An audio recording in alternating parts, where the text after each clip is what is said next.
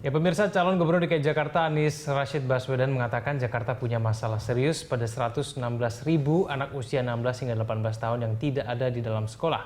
Dan sementara menurut Ahok, banyak anak-anak sudah diberikan jaminan KJP sampai kuliah tetap tidak mau sekolah karena sudah terlanjur tidak sekolah. Ya, itu adalah beberapa solusi yang disampaikan masing-masing calon. Saya ke Bang Yos langsung. Menurut Bang Yos, kalau mengenai masalah pendidikan, nah ini permasalahannya itu ada anak-anak yang kalau menurut Pak Ahok udah dikasih, tapi mereka memang tidak memilih mau ini sekolah atau seperti apa? Bagaimana? Tadi aku kaget aja jujur gitu ya. Tapi tidak ada yang membantah, mungkin benar. Seorang gubernur DKI itu bahwa inilah satu-satunya provinsi yang nggak punya resources. Gitu. Nggak punya, kita kan hanya dari jasa saja. Nggak ada hutan, nggak ada kita tambang. punya apa? Kita tambang nggak punya apa-apa. Kan? Okay. Nah oleh karena itu SDM lah yang menjadi pilihan kita untuk kita tingkatkan kualitasnya.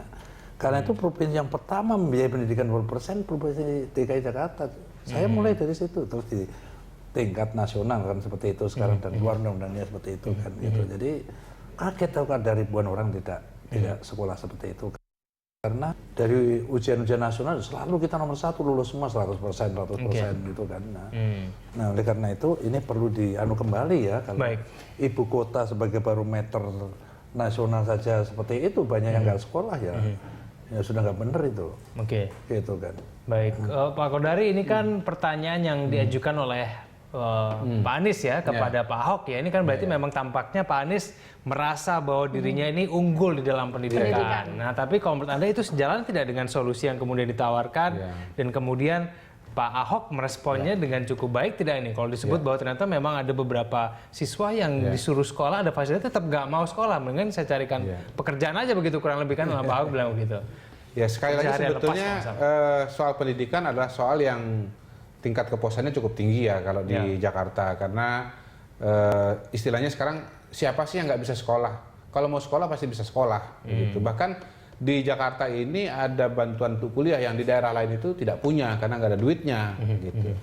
Jadi kalau saya lihat sebetulnya Pak Anies masuk ke sana karena ingin menunjukkan kelebihan dia dibandingkan dengan Pak Ahok. Pak Ahok punya KJP, Anies punya KJP plus. Nah itu dia. Jadi dia ingin memberikan coverage yang lebih luas dibandingkan dengan KJP. Memang jurus petahana kan begitu. Pertama ya incumbent bikin A, dia bikin yang berbeda sama sekali.